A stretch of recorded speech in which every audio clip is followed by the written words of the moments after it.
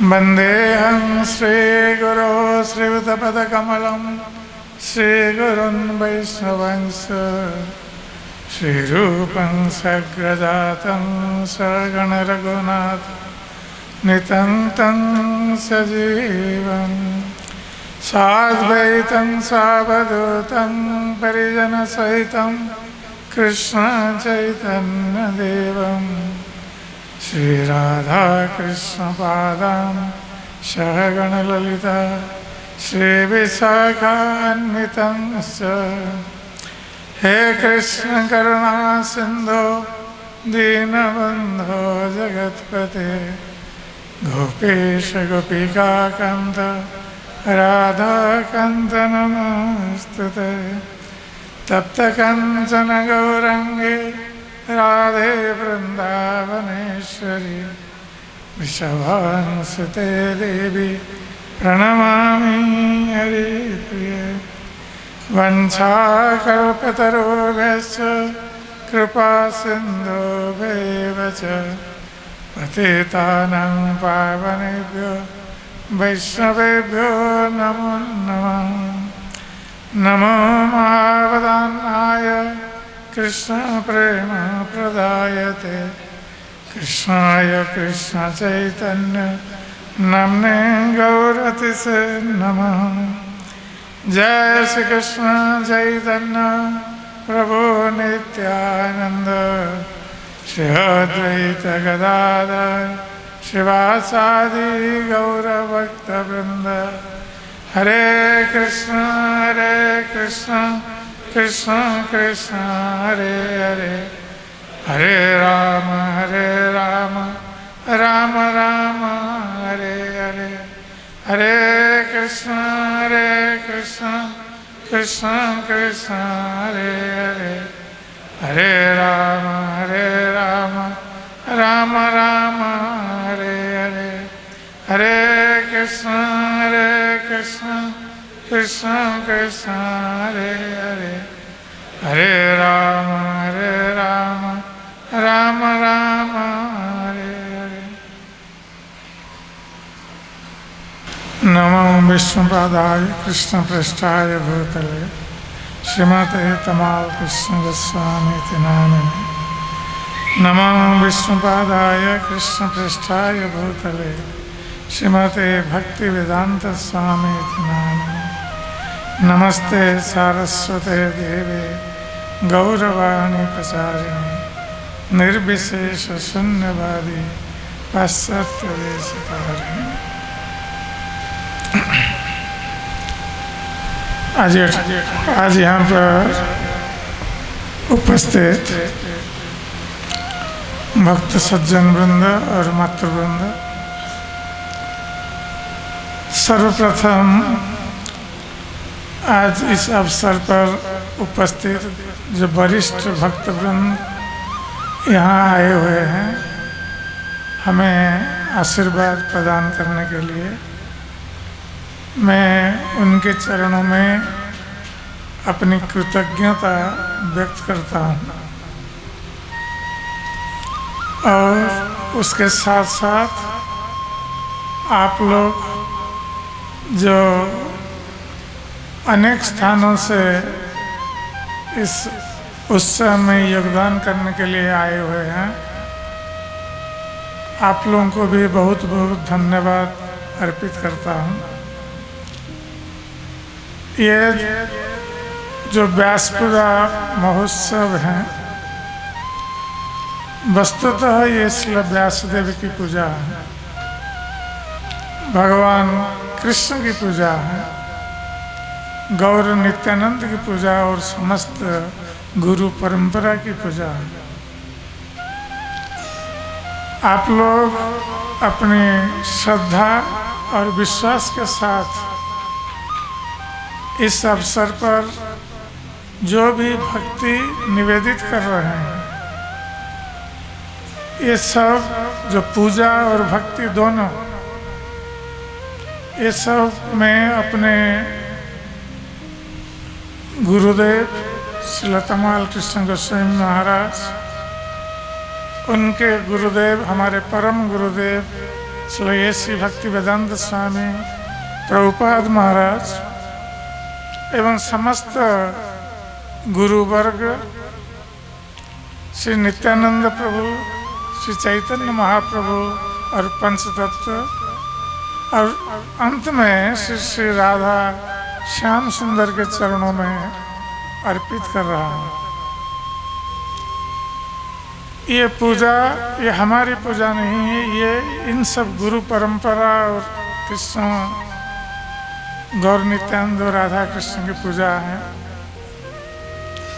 गुरु केवल निमित्त मात्र है, जो समस्त गुरु परंपरा की जो वार्ता है उसको केवल वहन कर रहा है और बद्ध जीवों के पास उस वार्ता को पहुंचा रहा है।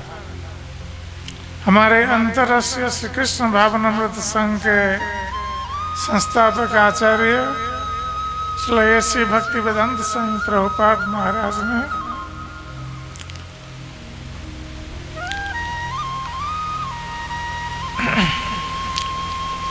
अपना अंतिम अवस्था, वृद्धावस्था में सारे संसार के कल्याण के लिए, बद्ध जीवों का उद्धार करने के लिए उन्होंने जो अथक प्रयास किया है, उसके लिए जितना कष्ट सहन किया है, आज उसका यह परिणाम है कि यह अंतर्राष्ट्रीय श्री कृष्ण भावनामृत संघ समग्र विश्व में यह कृष्ण भावना का प्रचार कर रहा है और बद्ध जीवों को भगवान कृष्ण के चरणों में लाने के लिए प्रयास कर रहा है। तो हम सभी इस कृष्ण भावनामृत आंदोलन के सदस्य के रूप में हमारा यही कर्तव्य है कि यदि हम हमारे परम आराध्य श्रील प्रभुपाद को प्रसन्न करना चाहते हैं, हमारे समस्त गुरु परंपरा को प्रसन्न करना चाहते हैं, श्री गौर नित्यानंद को प्रसन्न करना चाहते हैं और भगवान कृष्ण श्री व्यासदेव को प्रसन्न करना चाहते हैं, तो हम सभी का यही कर्तव्य है कि हम स्वयं इस कृष्ण भावनामृत का अपने जीवन में दृढ़ता के साथ पालन करें, भक्ति का अभ्यास करें और दूसरों को इस भक्ति मार्ग में लाने के लिए प्रयास करें, जिससे कि हम अपने जीवन को सार्थक करने के साथ साथ दूसरों के जीवन को सार्थक कर सकते हैं। यही हमारा उद्देश्य होना चाहिए। हम दीक्षा ग्रहण करते हैं अपने जीवन को सार्थक करने के लिए, किंतु उसके साथ साथ हमारा एक कर्तव्य भी बन जाता है। कृष्ण भावनामृत संघ के सदस्य के रूप में हमारा कर्तव्य है कि हम दूसरों को भी इस मार्ग में लाएं और उनके जीवन को भी सार्थक करें। यही श्री प्रभुपाद की इच्छा है, हमारे समस्त गुरु परंपरा की इच्छा है। हम केवल निमित्त मात्र बने। भगवान कृष्ण श्री चैतन्य महाप्रभु वो शक्ति का संचार कर रहे हैं, हम केवल निमित्त मात्र बनकर उनकी शक्ति को प्राप्त करें और इस कृष्ण चेतना आंदोलन को आगे बढ़ाएं। हम अपने जीवन में ऐसा कोई काम न करें जिससे कि हमारा आध्यात्मिक जीवन नष्ट भ्रष्ट हो सके, या इस अंतर्राष्ट्रीय श्री कृष्ण भावनामृत संघ का जो प्रचार प्रसार अभियान है उसमें बाधा उत्पन्न हो। ये हर सदस्य का, कृष्ण चेतना आंदोलन के हर सदस्य का ये कर्तव्य है कि हम अपने भक्तिमय जीवन को सुरक्षित रखने के साथ साथ कृष्ण चेतना आंदोलन को आगे बढ़ाने के लिए हर संभव हमें अपने गुरु महाराज, हमारे जितने गुरु वर्ग, जितने गुरु हैं इस्कॉन के, और श्रील प्रभुपाद की हम सहायता करें, तो ये हमारा वास्तविक कर्तव्य है। तो हम बहुत आभारी हैं, अपनी कृतज्ञता व्यक्त करते हैं कि जो भक्त लोग इस कार्य में लगे हुए हैं, अपने जीवन को सार्थक करने के साथ साथ दूसरों को इस भक्ति मार्ग में लाने के लिए प्रयास कर रहे हैं। मैं सभी के चरणों में अपनी विनम्र प्रणति निवेदन करता हूँ। वस्तुतः भगवान श्री कृष्ण ने उद्धव से किस प्रकार निश्चला भक्ति व्यक्ति प्राप्त कर सकता है, उसका उपदेश प्रदान किया था। यद्यपि हम भक्ति का अभ्यास करते हैं, किंतु इस भक्ति मार्ग में बहुत सारी बाधाओं का हम सम्मुखीन होते हैं। इन बाधाओं में प्रथम बहुत बड़ी बाधा है वैष्णव अपराध। तो हम जब वैष्णव अपराध कर बैठते हैं तो हमारी भक्ति में ये बाधा उत्पन्न हो जाती है, और कभी कभी हम उस अपराध को समझ नहीं सकते, जान नहीं सकते। हमारे अज्ञान सार में ये अपराध हो जाता है। इसलिए हम लोगों को ये जानना आवश्यक है कि अपराध क्या है और कैसे उन अपराधों से बचे। क्योंकि जब वैष्णव अपराध होता है, उस समय हृदय में भोग की कामना वृद्धि प्राप्त होती है, भौतिक कामना वृद्धि प्राप्त होती है, और आध्यात्मिक मार्ग में हमारी रुचि घट जाती है। इसलिए वैष्णव अपराध से बचने के लिए, जैसे शास्त्रों में बताया गया है कि हंति निंदन्ति वा द्वेष्टि वैष्णवान् नाभिनंदति। तो यदि कोई किसी वैष्णव की हत्या करता है, उसको वध कर देता है, ये बहुत बड़ा वैष्णव अपराध है। और केवल इतना ही नहीं, हो सकता है कि हम किसी वैष्णव का वध करने नहीं जा रहे हैं, किंतु वैष्णव की निंदा हम अवश्य करते हैं। कभी कभी बात बातों में हम वैष्णव की निंदा में आनंद का अनुभव करते हैं, और इस वैष्णव निंदा से हमारी भक्ति नष्ट हो जाती है। हमारे हृदय में भोग की कामना उत्पन्न होती है। इसलिए वैष्णव निंदा से हमें बचना चाहिए। और विशेष रूप से कलयुग में ऐसे बहुत सारे भक्त मिलेंगे जो वैष्णव निंदा में, वैष्णव की चर्चा में, पर निंदा पर चर्चा, इसमें आनंद का अनुभव करते हैं। हरि नाम में वो जितना आनंद का अनुभव नहीं करते हैं, वैष्णव निंदा में वो आनंद का अनुभव करते हैं। इसलिए हमारा कर्तव्य है कि ऐसे तथाकथित भक्तों से बचें, उनसे दूर रहें। हमें उन वैष्णवों का संग करना चाहिए जिन वैष्णवों का संग करने पर हमारी भक्ति में वृद्धि होगी, हम भक्ति मार्ग में आगे बढ़ सकते हैं। किंतु जिन वैष्णवों का संग करने पर हमारी भक्ति नष्ट हो जाएगी, उन तथाकथित वैष्णवों से, भक्तों से हमें बचना चाहिए, दूर रहना चाहिए, और दूर से उनको प्रणाम करना चाहिए। ये नहीं है कि हम किसी का असम्मान करें, क्योंकि हर जीव में भगवान का निवास है, चाहे वो भक्त हो या अभक्त हो।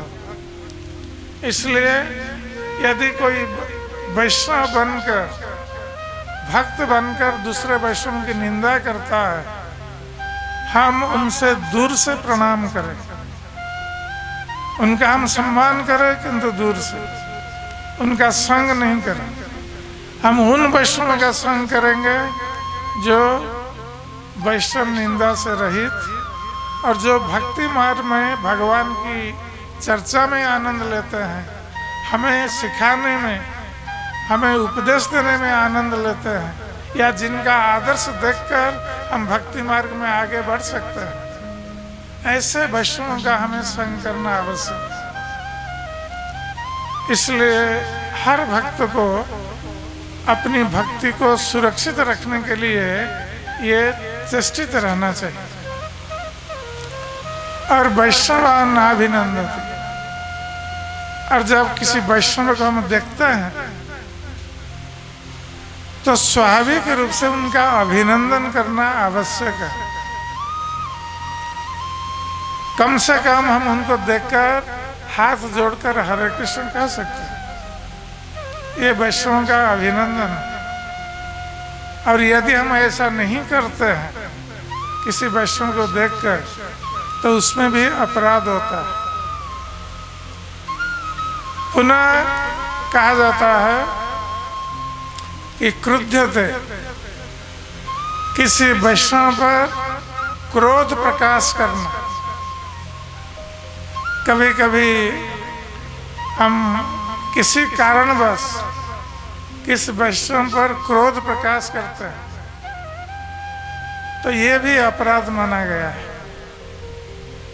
कि हम, यदि कोई वैष्णव कोई गलती करता है, हम उसको स्नेहपूर्वक सिखा सकते हैं, उसका संशोधन कर सकते हैं, किंतु क्रोध प्रकाश करना या किसी वैष्णव को मारने के लिए हाथ उठाना या मारना, ये बहुत बड़ा वैष्णव अपराध है। इससे हम अपनी भक्ति को जलांजलि दे रहे हैं, इससे हम अपनी भक्ति को नष्ट कर रहे हैं। इससे हमें बचना चाहिए। और पुनः वैष्णव का दर्शन करने से जो आनंदित नहीं होता है, तो ये भी एक अपराध माना गया। वैष्णव के दर्शन करने में आनंद का प्रकाश करना चाहिए। जब भक्त भक्त से मिलते हैं तो आनंद का प्रकाश करना चाहिए। ये नहीं है किसी भक्त को देखा और मुंह इधर करके चला गया, ये अपराध माना गया। और ये 6 वैष्णव अपराधों से यदि हम बच सकते हैं तो हमारी भक्ति सुरक्षित रहेगी और हम भक्ति मार्ग में आगे बढ़ सकते हैं। और इसके साथ साथ कभी कभी भक्त लोग, जैसे हम कल भी बता रहे थे, कि बहुत दिनों से भक्ति का अभ्यास करने के बाद भी हमारे हृदय में दूसरों के प्रति ईर्ष्या, द्वेष, क्रोध, काम, ये मद, मोह, अहंकार, ये सब हमारे हृदय में रहता है। यद्यपि हम जप कर रहे हैं, फिर भी हम इन 6 रिपुओं के अधीन रहते हैं। तो इससे बचने के लिए इन 6 रिपुओं से, और विशेष रूप से जो ईर्ष्या है, द्वेष भाव है, दूसरे वैष्णवों के प्रति द्वेष भाव रखना, ईर्ष्या करना, ये बहुत भयंकर अपराध है। इससे हमारी भक्ति नष्ट हो सकती है। और ये अधिकांश भक्तों में देखा जाता है। एक दूसरे के प्रति द्वेष की भावना, ईर्ष्या की भावना, ये वैष्णव में देखा जाता है। और विशेष रूप से इस कलयुग में तो इससे मुक्त होने के लिए हमें प्रयास करना चाहिए कि किस प्रकार हमारे हृदय से दूसरे वैष्णवों के प्रति ईर्ष्या भाव न रहे, द्वेष भाव न रहे, जिससे कि हमारी भक्ति सुरक्षित रह सके। तो ईर्ष्या उन लोगों से होती है जो हमसे बड़े हैं, जो हमसे बड़े वैष्णव हैं, उनके प्रति ईर्ष्या की भावना होती है। और द्वेष जो हमारे समकक्ष हैं, हमारे साथ के हैं, वो आगे बढ़ रहा है, हम उससे द्वेष कर रहे हैं। वो अच्छी सेवा कर रहा है, हम उससे द्वेष करते हैं। और जो हमसे नीचे हैं, उसके प्रति हम हीन दृष्टि से देखते हैं, अपने को बहुत सीनियर मानते हैं, जैसे हम कल कह रहे थे। और जो जूनियर हैं, हम उसको गाली देते हैं, हीन दृष्टि से देखते हैं। ये सब अपराध माना गया, जिसके कारण हमारे हृदय में भक्ति जो पनपनी चाहिए, वृद्धि प्राप्त होनी चाहिए भक्ति, क्योंकि हम 4 नियमों का पालन कर रहे हैं, भगवान का नाम जप कर रहे हैं, उससे हमारी भक्ति में वृद्धि होनी चाहिए और हृदय शुद्ध होना चाहिए। हम में जो दुर्गुण है, ये दुर्गुण नष्ट हो जाने चाहिए, किंतु क्यों नहीं हो रहा है? इसी के कारण कि अभी तक हम ईर्ष्या, द्वेष, हिंसा को अपने हृदय में संजोए हुए रखे। उससे मुक्त होने के लिए हम प्रयास नहीं कर रहे। इसलिए श्रीमद् भागवतम में ये बताया गया कि व्यक्ति कैसे ईर्ष्या की भावना से मुक्त हो सकता है। ये जानना बहुत बड़ी आवश्यकता है कि ईर्ष्या, द्वेष की भावना से व्यक्ति कैसे मुक्त हो सकता है। तो श्रीमद् भागवतम में ये बताया गया, भगवान श्री कृष्ण जब उद्धव को उपदेश दे रहा है, अंतिम उपदेश, भगवान श्री कृष्ण इस धराधाम को त्याग करने से पहले अंतिम उपदेश के रूप में उद्धव जी को ये बात बोल रहे हैं कि कैसे व्यक्ति ये स्पर्धा, असूया भाव, अहंकार से मुक्त हो सकता है। क्योंकि जो ईर्ष्या, द्वेष, ये अहंकार से आता है। व्यक्ति में जब अहंकार होता है तो दूसरे के प्रति ईर्ष्या भाव प्रकट करता है, द्वेष भाव प्रकट करता है, दूसरों को हीन दृष्टि से देखता है। तो ये सब जो दोष हैं हम में, इससे मुक्त होने के लिए भगवान कृष्ण उपाय बता रहे हैं उद्धव जी को। कह रहे हैं कि नरेषु अभीक्ष्ण से मत भावम। तो व्यक्ति को सदा सर्वदा अभीक्ष्ण, सदा सर्वदा समस्त प्राणियों में, समस्त जनों में मुझे देखना चाहिए। मत भाव कि मैं सभी के हृदय में परमात्मा के रूप में निवास कर रहा हूं। इसको व्यक्ति को अनुभव करना चाहिए कि भगवान मेरे हृदय में निवास कर रहे हैं परमात्मा के रूप में, और सभी प्राणी के हृदय में निवास कर रहे हैं, और सारे भक्तों के हृदय में भी निवास कर रहे हैं। तो जब व्यक्ति दूसरों के हृदय में भगवान को देखने के लिए प्रयास करेगा, तब उस व्यक्ति के प्रति वो ईर्ष्या का भाव प्रदर्शन नहीं कर सकता, उस व्यक्ति के प्रति द्वेष भाव प्रदर्शन नहीं कर सकता, उस व्यक्ति को हीन दृष्टि से नहीं देख सकता। तो इसलिए भगवान कह रहे हैं पुंस भावयो तो अचिरा। इसलिए व्यक्ति को सदा सर्वदा दूसरों के हृदय में मुझे दर्शन करना चाहिए, मेरी अवस्थिति को जानना चाहिए। और इससे क्या होगा? अचिरान, अति शीघ्र। यदि हम ईर्षा, द्वेष, हिंसा से और अहंकार से मुक्त होना चाहते हैं तो भगवान कह रहे हैं कि यदि हम दूसरों के हृदय में भगवान को देख रहे हैं कि भगवान उसके हृदय में बैठे हुए हैं, तो अति शीघ्र उसका स्पर्धा भाव, जिससे द्वेष उत्पन्न होता है, और ईर्षा भाव और दूसरों के प्रति हीन भावना, ये नष्ट हो जाता है। और उसके साथ साथ हृदय में जो अहंकार है वो अहंकार भी नष्ट हो जाता है।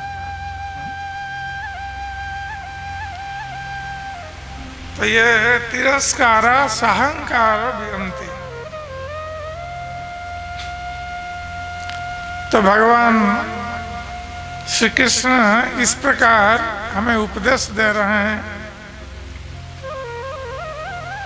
उद्धव जी के माध्यम से, किस प्रकार इन भावों से हम दूर रह सकते हैं और हर प्राणियों में भगवान का दर्शन कर सकते हैं। यदि हम हर प्राणियों में भगवान का दर्शन करेंगे तो स्वाभाविक रूप से दूसरे भक्तों के प्रति, दूसरे प्राणियों के प्रति हमारे हृदय में स्नेह की भावना, प्रेम की भावना उत्पन्न हो। यदि हम कल्पना करें कि हमारे संस्था में सारे भक्त ईर्षा, द्वेष, हिंसा, अहंकार से मुक्त होकर मिलजुल कर भगवान की भक्ति का अभ्यास करें और भक्ति का प्रचार करें, तो संसार में ऐसी कोई शक्ति नहीं है। प्रभुपाद ने कहा है संसार में ऐसी कोई शक्ति नहीं है जो इस्कन को या अंतर्राष्ट्रीय श्री कृष्ण भावनामृत संघ को या उसके भक्तों को नष्ट कर सकता है।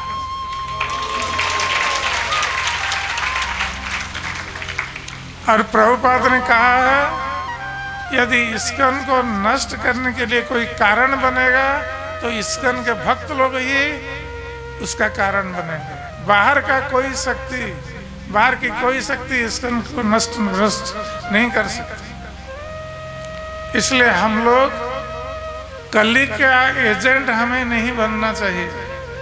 कली अपना एजेंट खोज रहा है, भक्तों में अपना एजेंट खोज रहा है, और जो भक्त दुर्बल है कली पहचान लेता है ये भक्त दुर्बल है, इसमें भौतिक कामना है, तो कली प्रवेश करता है और उसमें ईर्षा, द्वेष, हिंसा इस भावना की सृष्टि करता है।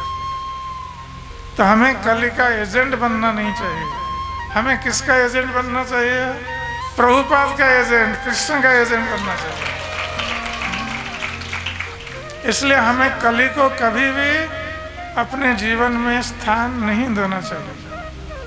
आज इस कलयुग में इसकी बहुत बड़ी आवश्यकता है कि यदि हम अपने को भक्ति मार्ग में सुरक्षित रखना चाहते हैं, हमारी संस्था को सुरक्षित रखना चाहते हैं, तो हमें कली को अपने जीवन में स्थान नहीं देना चाहिए।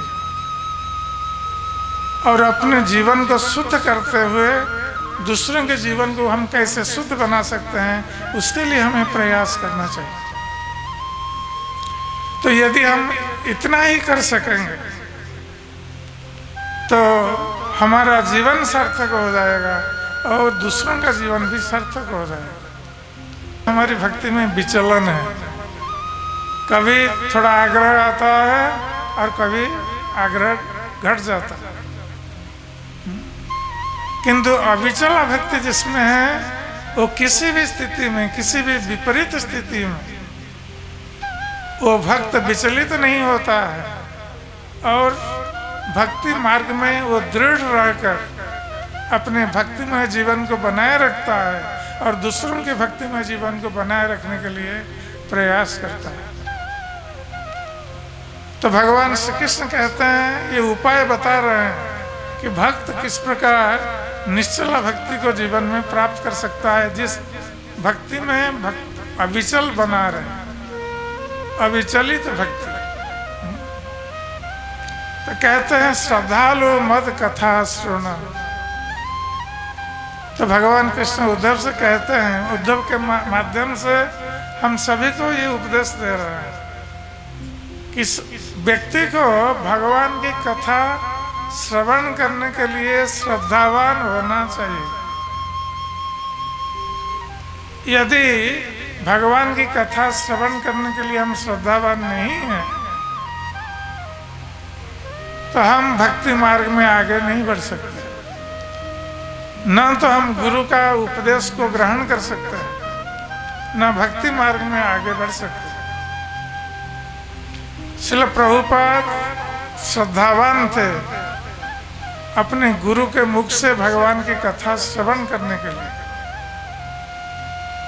जब श्रील भक्ति सिद्धांत सरस्वती ठाकुर अपने शिष्यों के साथ ब्रजमंडल की परिक्रमा के लिए आए हुए थे तो उस समय राधा कुंड में निवास कर रहे थे और श्रील प्रभुपाद प्रयागराज से आए थे अपने गुरु महाराज से मिलने के लिए राधा कुंड। तो सारे भक्त लोग वहाँ एकत्रित थे और श्रील भक्ति सिद्धांत सरस्वती ठाकुर प्रतिदिन प्रवचन करते थे,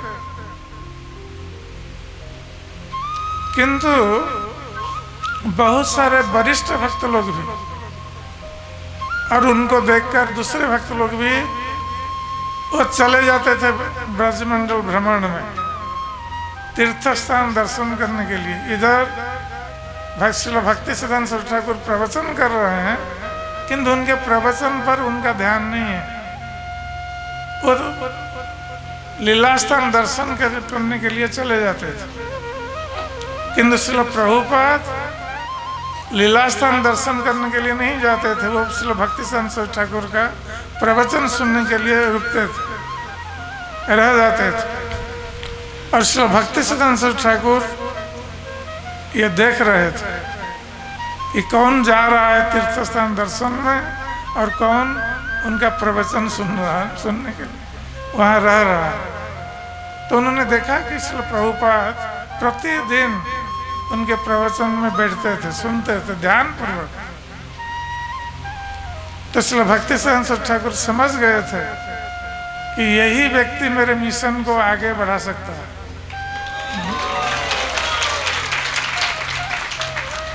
तो यदि शिष्य अपने गुरु के कृष्ण कथा को श्रवण करना नहीं चाहता है, उसमें उसका आग्रह नहीं है, तो वो गुरुदेव के प्रचार कार्य में वो कभी सहायता नहीं कर सकता। इसलिए बहुत आवश्यक है और भगवान कृष्ण भी ये बात कह रहे हैं, श्रद्धालु मत कथा श्रवण, कि व्यक्ति को भक्त को भगवान की कथा श्रवण करने के लिए श्रद्धावान होना चाहिए।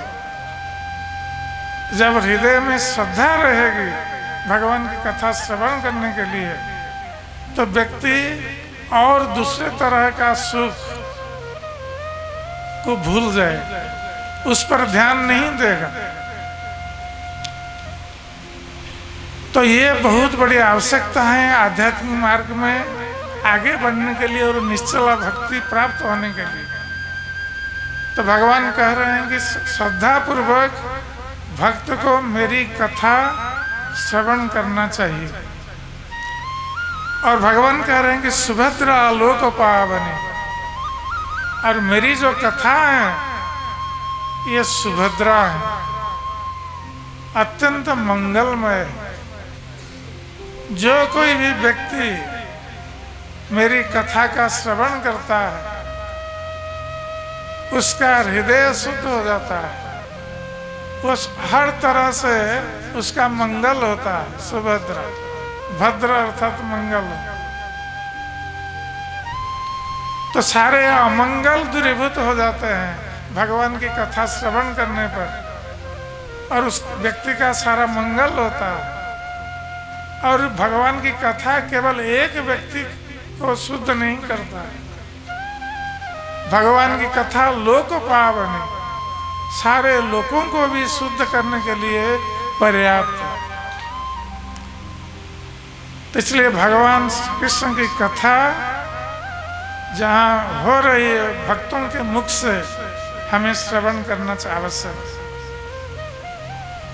जो हमारी परंपरा में आते हैं, वैष्णव परंपरा में हमारे गुरुवर्ग भक्तगण, उनके मुख से भगवान की कथा श्रवण करना आवश्यक है, जिससे हम अपने को शुद्ध कर सकते हैं और सारे संसार को शुद्ध कर सकते हैं। इसलिए हम जब कथा श्रवण करते हैं स्वयं शुद्ध होते हैं, और जब हम दूसरों को ये कथा कहते हैं दूसरे लोग भी शुद्ध होते हैं। जो कोई भी कथा को श्रवण करता है वो शुद्ध हो जाता है। गायन अनुस्मरण जन्म कर्म च अभिनय मुहु। तो भगवान कृष्ण कह रहे हैं उद्धव से, तो सर्वप्रथम कह रहे हैं कि व्यक्ति श्रद्धावान होकर मेरी कथा का उसे श्रवण करना चाहिए यदि वो निश्चल भक्ति प्राप्त करने के लिए उत्सुक है। फिर दूसरी बात कह रहे हैं कि गायन अनुस्मरण जन्म कर्म। तो मेरा जो जन्म और कर्म है ये दोनों दिव्य हैं। भगवत गीता में भी भगवान श्री कृष्ण वही बात कहते हैं, जन्म कर्मं च मे दिव्यम एवं जो व्यति तत्वतः त्यक्ता देहं पुनर्जन्म नैति मामेति स्वर्जन। तो भगवान कह रहे हैं कि मेरा जन्म और कर्म दोनों दिव्य हैं। इसलिए जो व्यक्ति इस तत्व को जानता है वो शरीर त्यागने पर और मेरे धाम को प्राप्त होता है, इस संसार में उसका पुनर्जन्म नहीं होता। तो भगवान का जन्म और कर्म जो दोनों दिव्य हैं, भगवान के उन जन्म और कर्मों को व्यक्ति को हर समय गान करना चाहिए।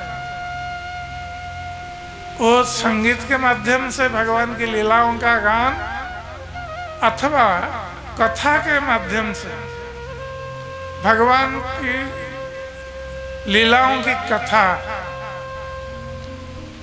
जब हम वर्णन करते हैं वो भी गान है। तो इस प्रकार हमें सदा सर्वदा भगवान की कथा का गान करना चाहिए, और उसके साथ साथ अनुस्मरण।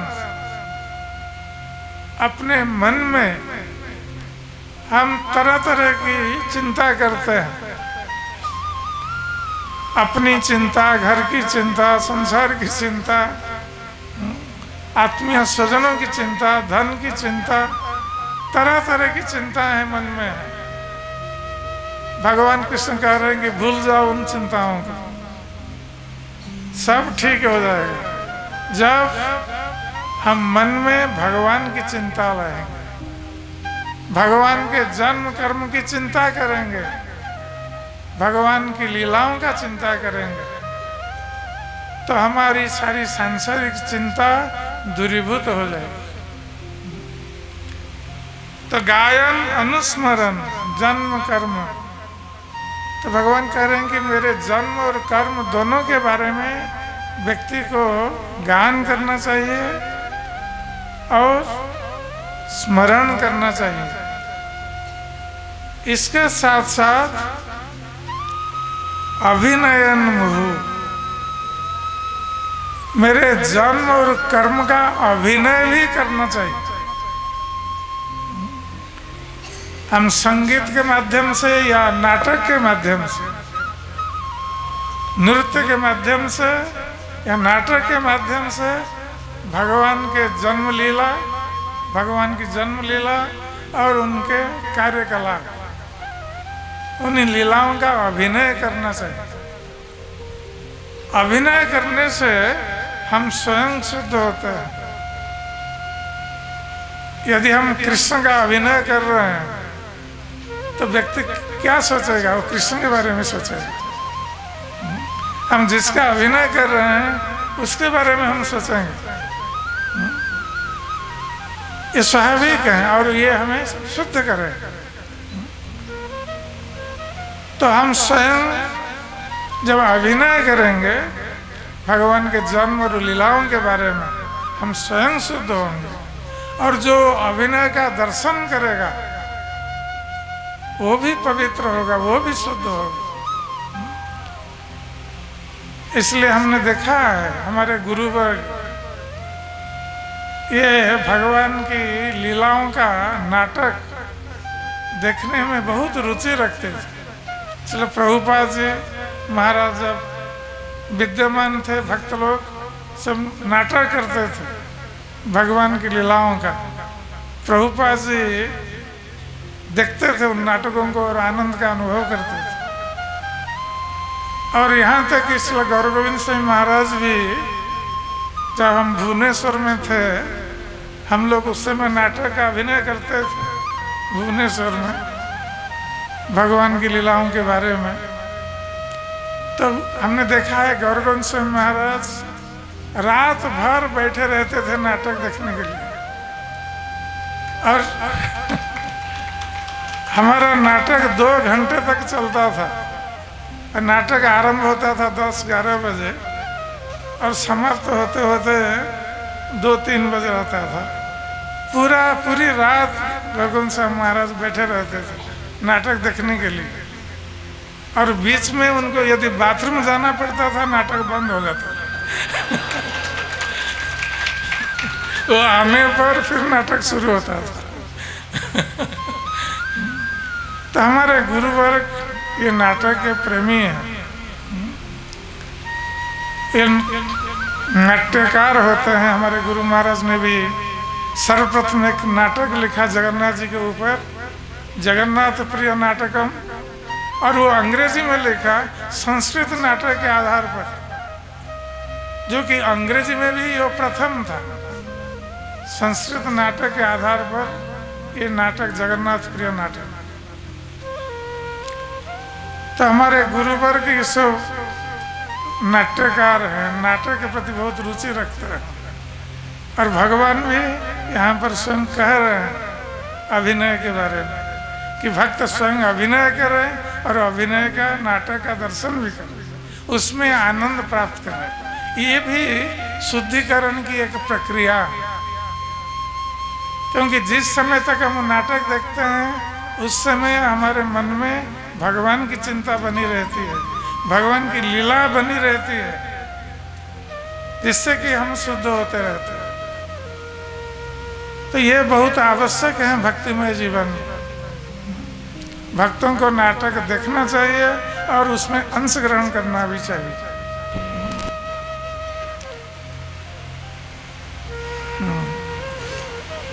पुनः भगवान कह रहे हैं कि मदर्थ है धर्म कामार्थ, और भक्त मेरे लिए धर्म का आचरण करेगा। संसार में लोग तरह तरह के धर्म का अनुष्ठान करते हैं, देवी देवताओं की पूजा करते हैं, किंतु भगवान कृष्ण ने एक ही उपदेश प्रदान किया है भगवत गीता में, सर्वधर्मान परित्यज्य मां एकं शरणं व्रज अहं त्वं सर्व पापेभ्यो मोक्षयिष्यामि मा शुचः। तो भगवान का ये अंतिम उपदेश है कि सारे धर्मों का परित्याग करके मेरी शरण में आओ, मैं तुम्हें सारे पापों से मुक्त कर दूंगा, तुम चिंता मत करो। क्योंकि हमारा दुख हमारे पापों से आता है। तो भगवान कहते हैं सारे पापों को मैं दूर कर दूंगा, तुम चिंता मत करो। तो इसलिए यहाँ पर भी वही बात कह रहे हैं कि तुम्हें धर्म आचरण करना है तो मेरे लिए धर्म का आचरण करो, मेरी शरण में आओ, मेरी पूजा करो। मदर्थे धर्म कामार्था, मेरे लिए धर्म आचरण करो, व्रत उपवास रखो और मेरे लिए कामना करो। हम लोग अपने इंद्रिय भोग की कामना करते हैं, चिंता करते रहते हैं किस प्रकार इंद्रिय भोग करेंगे, किंतु भगवान कह रहे हैं कि मेरे लिए कामना करो, अर्थात मुझे प्रसन्न करने के लिए मेरी सेवा में व्रती रहो और दूसरों को मेरी सेवा में लगाओ। और तुम्हारे पास यदि धन है तो उस धन को मेरी सेवा में नियोजित करो, अपने भोग में नियोजित मत करो। केवल अपना धन हमारे जीवन धारण करने के लिए जो आवश्यक है उसके लिए हम उस धन का उपयोग कर सकते हैं, किंतु बाकी धन हम भगवान की सेवा के लिए नियोजित करना आवश्यक है। इसलिए भगवान कह रहे हैं कि मदर्थ धर्म काम अर्थ, मदर्थे धर्म कामार्थम आचरण मत उपाश्रय।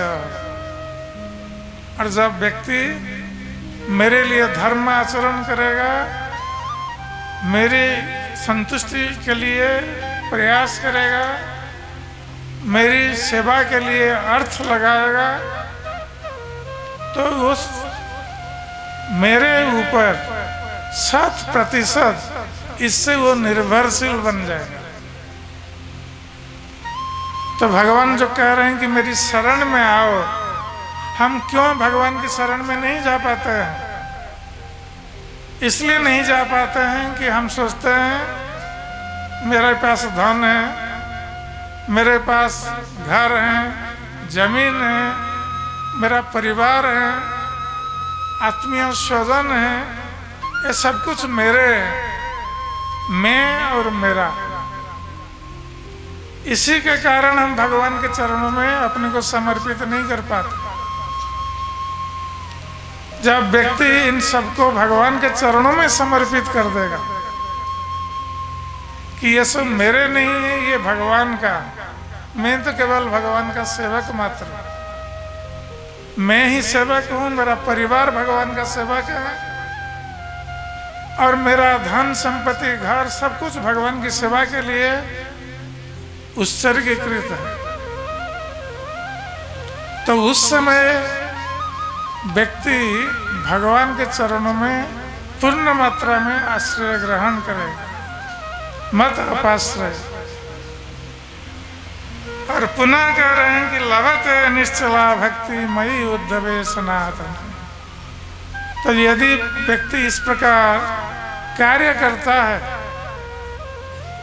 तो हे उद्धव, मेरे बताए हुए मार्ग पर व्यक्ति चलता है तो निश्चित रूप से वो व्यक्ति मेरे प्रति निश्चला भक्ति, अविचला भक्ति को प्राप्त होता है, इसमें कोई संदेह नहीं। तो ये भगवान का गूढ़तम उपदेश यदि हम अपने जीवन में पालन कर सके तो हमारा मनुष्य जन्म सार्थक हो जाएगा और हम दूसरों को इस निश्चला भक्ति, अविचला भक्ति मार्ग में जाने के लिए प्रेरित कर सकेंगे, इसमें कोई संदेह नहीं है। पुनः मैं आप लोगों को आज इस अवसर पर यहाँ बहु संख्या में एकत्रित होकर भगवान की कथा श्रवण करने के लिए और इस कार्यक्रम में योगदान के लिए पुनः धन्यवाद अर्पण करता हूँ। और सारे वरिष्ठ लोगों के प्रति भी मैं कृतज्ञता व्यक्त करता हूँ कि उन लोगों ने आज यहाँ उपस्थित होकर सारे भक्तों को उत्साहित किया है और हमें भी उनका शुभ आशीर्वाद प्रदान किया है।